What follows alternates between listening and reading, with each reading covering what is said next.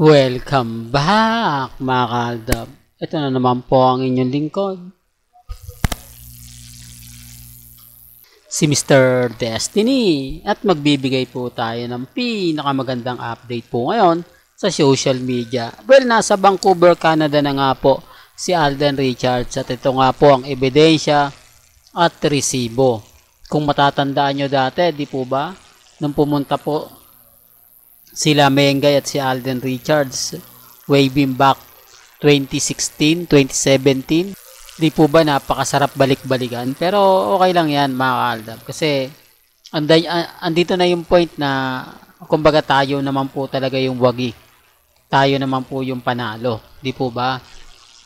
Marami pong nagkukomento bakit hindi daw po sinundo ni Catherine si Alden Richards.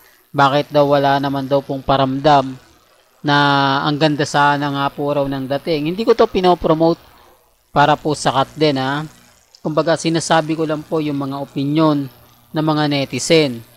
Mas maganda nga po raw kung sinundo ni Catherine Bernardo si Alden Richards. Di po ba? Tama naman po yung iba eh. Alam nyo mga kaaldab, minsan nababasa ko dahil dyan. Kasi sinasabi nila, halatang halata daw po na maka-cut din ako kasi binibigyan ko daw po ng magandang halimbawa yung mga cut din fans para mas gumanda yung gagawin nila sa susunod. Hindi po ba? Kaya nga sabi ko sa inyo, kumbaga ako, mas marami po tayong napapanood, nakikita about kina Alden, kay Maine. Hindi po ba?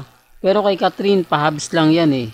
Yung mga pakwento-kwento lang sa akin, paganto-ganto. Pero andun na yung point eh.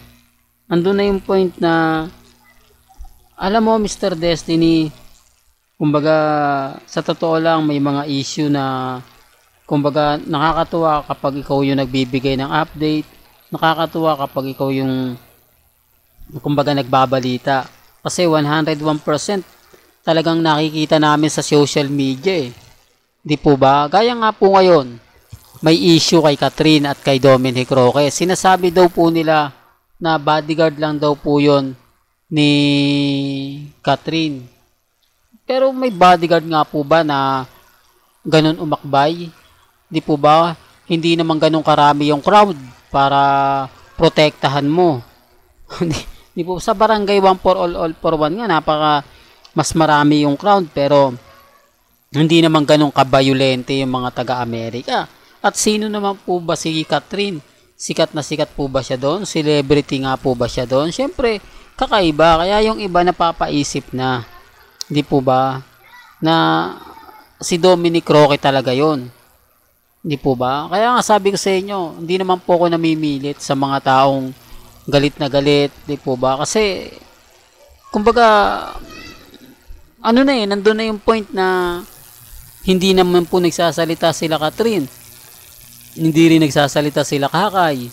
Halos lahat po ng mga kasamahan ni Alden Richards at ni Catherine sa Hello Love, Goodbye, biglang tumahimik. Doon pa lang mapapaisip na po kayo. No? At bakit nagkaroon ng bodyguard si Catherine? Di po ba dapat ang bodyguard niyan Amerikano? Eh makikita nyo naman po na Pilipino yung bodyguard. At hindi po siya kasama, ha? Real talk to, hindi po siya kasama sa paglipad ni Catherine papuntang Canada. Doon pa lang marami ng lapses eh. Doon pa lang masasabi nyo na may mali. Pero pilit pa rin pong pinagtatanggol o sinasabing kaibigan lang yon, bodyguard lang yon. Wala naman pong problema. Hindi naman po tayo namimilit. Di po ba? Pero gaya ng sinabi natin, gwapo naman po si Dominic Roque. Pero ang issue, wala nang cut din. Po ba? Yun po yung isa sa ayaw na mga cut din fans. Kasi nga po, real talk to, kasi nga po kapag lumabas yung issue na Dominic at Catherine, ano na, hindi po ba? Normal lang yan. Kasi nanliligaw naman po talaga si Dominic Roque kay Catherine. At balitang-balita sa social media yan, sa mga website, sa Instagram, no, okay lang, di po ba? Normal lang na, uy, sila pala yung magkakarelasyon. No, walang problema kasi binata naman si Dominic Roque, hiwalay na sila ni Bea. Tapos si Catherine, ganun din naman. Kaya lang, syempre, masakit para po sa mga Katden fans. Masakit sa mga nagsasabi na yung tipong nagmahal, di po ba? Umasa na mayroong mga Katden. Kasalanan naman po ito nila Catherine at ng ABS-CBN, di po ba? Kung ano-ano kasi mga pinost po nila sa social media. Binalita pa ng 24 oras. Binalita pa ng TV Patrol. Tapos dun sa yate. Tapos kumanta pa si Alden Richards kasama si Kakay. Di po ba? Doon pa lang may mali na eh. Doon pa lang magkakaroon talaga ng issue eh. Tapos yung gumawa pa ng nagpa-print pa, binati pa ni Alden. Di po ba? Utos ng management. Kaya ito, nung hindi na binanggit ni Alden Richards sa kanyang interview kay Boy Abunda na i-announce niya na lang o magpapapress ko na lang siya. Di po ba? Ibig sabihin matagal pa. Di po ba? Matagal pa kasi ilang weeks pa po wala si Alden Richards. 3 weeks na mawawala. Di po ba? Ganong katagal dahil nasa ibang bansa. At dito naman po kay Mengay. Marami nagsasabi na, ayan, Mr. Destiny, ngayong araw ang first year kasal serye nila Congressman Arjo at ni Maine. Wala pong mga photos ha. Inuunahan ko na po kayo, mga mamis, mga titas, mga senyor. Wag na po kayong magtaka kung may lalabas na mga issue dyan ha. Pero ang nakakatuwa po nito, wala pong post si Maine Mendoza. Wala pong update si Congressman Arjo. Di po ba? Ibig sabihin lang yan, wala po talagang anniversary na naganap ngayong araw. Para lang klaro, para lang sa mga taong dumadaan at bumibisita po sa channel natin. Di po ba? Kaya nga po yung Aldab, hindi kami natitinag. Hindi kami nawawala ng pag-asa. Dahil laban lang, di po ba? Kampante lang. Maging matatag, Aldab lang ang malakas. Ngayon kung ayaw po nila, wala naman po kami magagawa. Hindi naman po ako namimilit. Gaya po ng lagi kong sinasabi at paulit-ulit ko pong pinapaliwanag, lahat po ng followers ko since 2015 hanggang 2019 lang po. Wala po akong followers na 2019 hanggang 2024. Di po ba? At hindi ko po yan hinahangad na magkaroon po ako ng bago. Kaya nga sabi ko yung mga tao lang po na nagmamahal kila Mengay at kay Alden Richards. Di po ba? Yun po yung pinupunto natin. Yun po yung gusto kong sabihin. At gusto kong linawin po sa kanila.